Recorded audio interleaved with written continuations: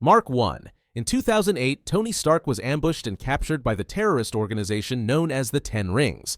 They forced him to recreate his devastating Jericho missiles, but instead, with the help of fellow captive Ho Yinsen, Tony secretly constructed the Mark 1 Iron Man suit using nothing but scrap metal and improvised machine parts, all in a desperate attempt to escape. The Mark 1 was crude but deadly. It featured built-in flamethrowers in its gauntlets, a shoulder-mounted rocket launcher, and powerful rocket boosters in the boots that allowed for limited flight, just enough to break free from captivity. The suit was later recovered by Obadiah Stane, who reverse-engineered its design to create his own armored weapon, the Ironmonger. The Mark II. After returning home from Afghanistan, Tony immediately began work on the Mark II Iron Man suit. This version was sleeker, more refined, and equipped with improved weapons and a far more advanced flight system. Most importantly, it was the first suit to integrate Jarvis as a fully operational onboard AI. However, the Mark II wasn't perfect. During high-altitude testing, Tony encountered the suit's infamous icing problem. The armor began to freeze over, causing its systems to fail and nearly sending him into a catastrophic crash. Because of this flaw, the suit was ultimately shelved. Later, the Mark II would resurface when James Rhodes seized the armor. With the support of the U.S. Air Force and weapons upgrades supplied by Justin Hammer, the suit was converted into the first War Machine armor. Mark III. The Mark III was the first suit to feature Tony's iconic red and gold color scheme, with the gold plating made from a titanium gold alloy originally used on satellites, a breakthrough that finally solved the icing problem. This was the moment Iron Man truly became Iron Man. The suit featured fully perfected flight systems, stabilized weapons, and reliable combat performance for the first time. Tony most notably used the Mark III during his final battle against Obadiah Stane in Los Angeles. Although he ultimately defeated the Ironmonger, the suit sustained massive damage in the fight and was left nearly destroyed. Following this, the Mark IV was built using the remaining parts of the Mark III, featuring only minor upgrades and refinements rather than a full redesign. Mark V.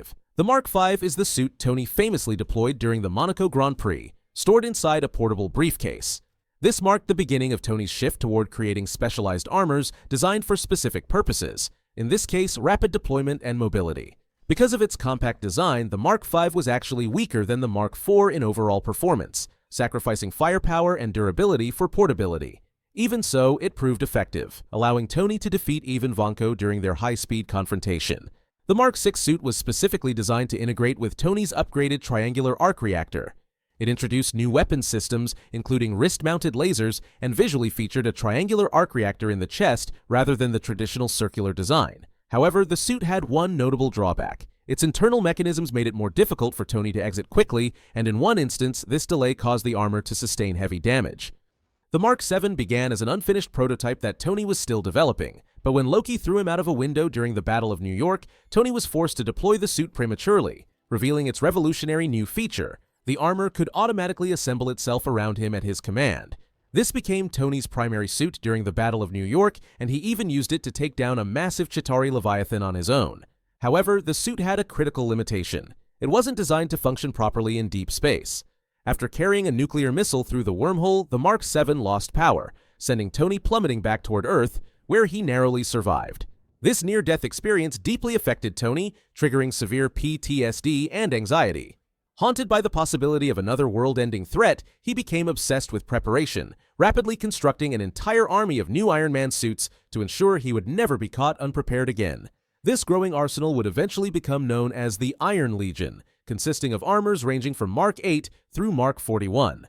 Starting with the Mark VIII, this suit was largely similar to the Mark VII, but featured slightly improved overall performance and maneuverability. The Mark IX added more weapon systems than any previous suit and could be remotely summoned by Tony from virtually anywhere in the world. This was also the suit Pepper destroyed during the climax of Iron Man 3, punching through its arc reactor and using its arm repulsor to defeat Aldrich Killian.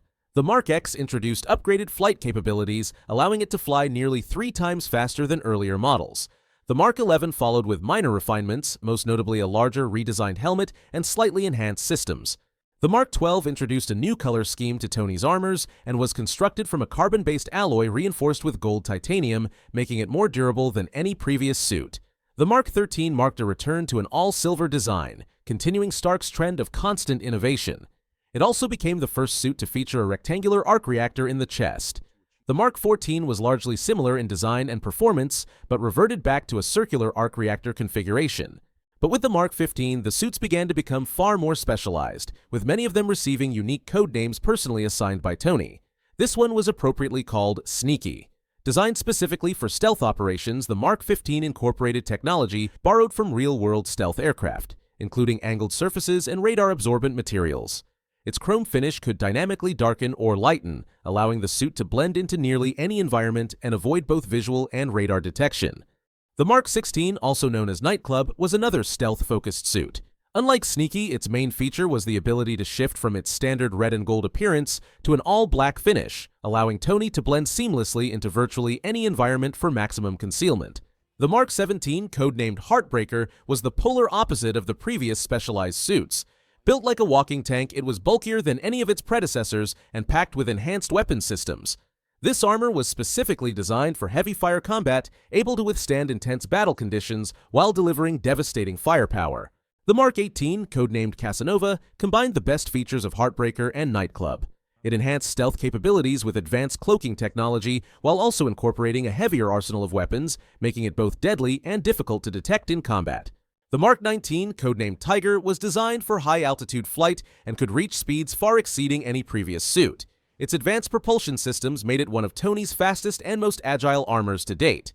The Mark 20, codenamed Python, featured a sleek black and gold design and was built to prioritize energy efficiency above all else.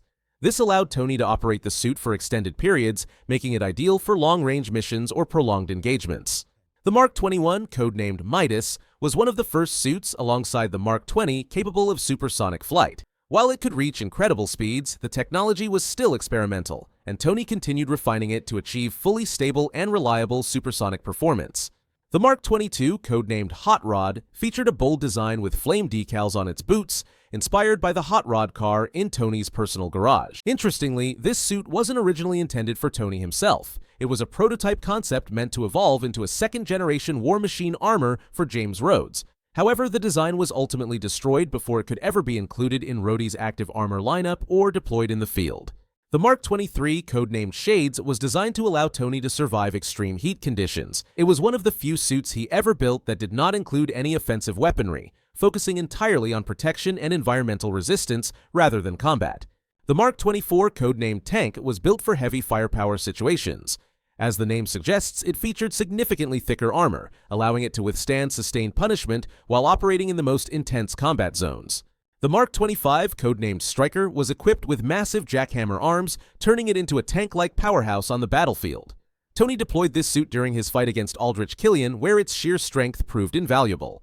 The Mark 26, codenamed Gamma, was similar in design to the Mark 25, but featured one striking upgrade. It could withstand gamma radiation. Its green color scheme was also a clear nod to the Hulk, reflecting the suit's unique resilience and power.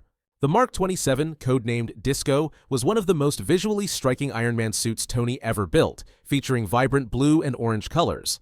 Despite its bold appearance, it was actually a stealth suit, far more advanced than any of its predecessors. Its technology allowed the armor to blend into its surroundings like a chameleon, dynamically changing colors to match the environment.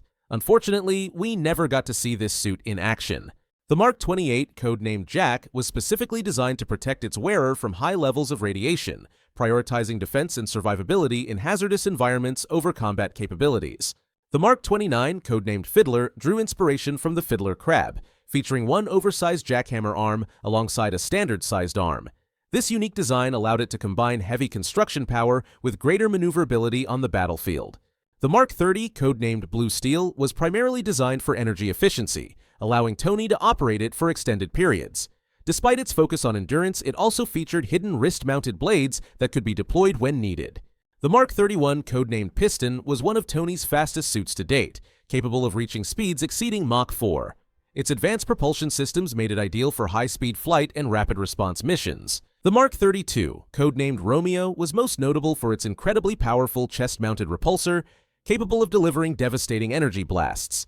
The Mark 33, codenamed Silver Centurion, reintroduced deployable blades to its arsenal, which Tony famously used to sever Aldrich Killian's arm during their battle.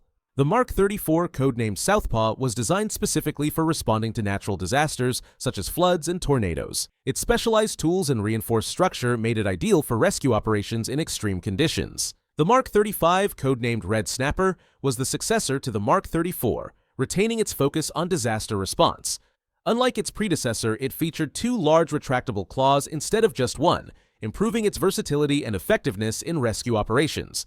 The Mark 36, codenamed Peacemaker, was designed specifically for riot control. Its distinctive all-orange design made it instantly recognizable, while its specialized systems allowed Tony to manage chaotic situations safely and effectively.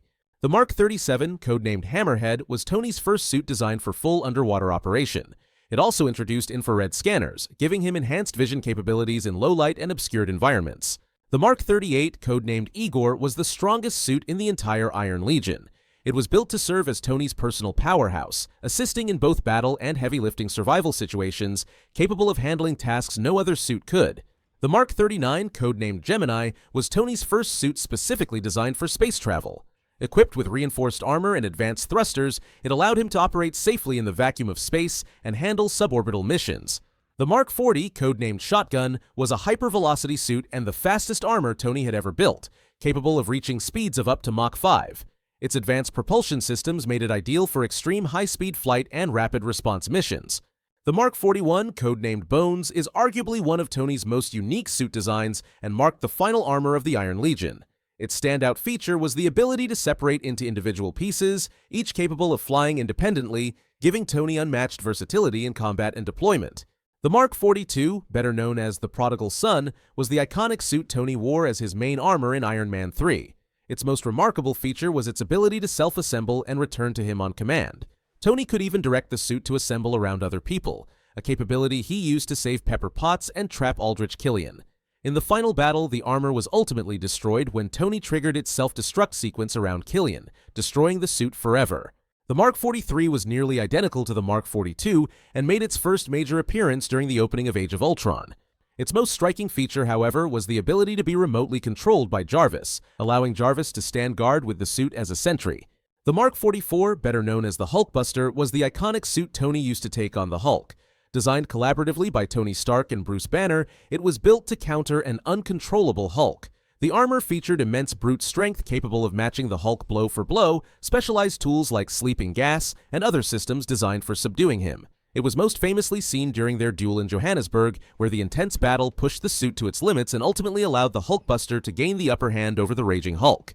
The Hulkbuster was also the first suit capable of being repaired mid-battle through the Veronica satellite system. This orbital platform could deploy replacement components directly from the sky, allowing damaged sections of the armor to be rapidly rebuilt and reinforced in real time during combat.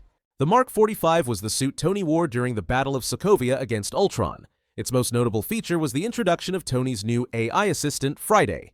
With this suit, and with the help of Thor, Tony was able to save the Earth from Ultron's meteor and ultimately defeat Ultron once and for all.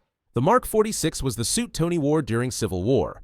Visually similar to the Mark 45, it featured additional arc reactors and was more powerful overall. However, the suit met its end during Tony's intense battle against Captain America and the Winter Soldier, ultimately being destroyed in the confrontation. The Mark 47 was the suit featured in Homecoming. Its most notable feature was the ability to be controlled remotely without Tony inside, which he famously used to monitor and communicate with Peter Parker from a distance. The Mark 48, better known as Hulkbuster 2.0, was the successor to the original Hulkbuster and was ironically worn by Bruce Banner during the Battle of Wakanda. Stronger and faster than its predecessor, the suit's full potential wasn't fully showcased due to Banner's limited experience piloting it. Despite this, he managed to use it to defeat Cull Obsidian, though that victory was largely a matter of luck rather than skill. The Mark 49, also known as the Rescue Armor, was specially built for Pepper Potts and made its appearance in Endgame. While it shared many of the iconic abilities of Tony's Iron Man suits, its standout feature was the ability to deploy energy sentries powerful enough to destroy entire necrocraft in a single blast.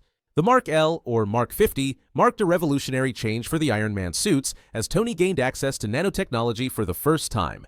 With this advanced tech, he could deploy the suit instantly, repair it mid-battle, and even form a variety of weapons on the fly, from energy shields to jackhammers. Up to that point, it was Tony's most powerful and versatile suit in every way.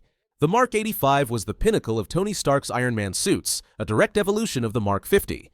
It retained all the nanotech capabilities of its predecessor but was far stronger, able to deploy more advanced weapons and channel immense power with greater efficiency than ever before. Most notably, this suit was designed to house the Infinity Stones in its gauntlet, which Tony ultimately used to destroy Thanos and save the universe once and for all. If you made it this far, please let us know which Iron Man suit is your favorite down in the comments section below. And leave a like if you enjoyed it. Take care.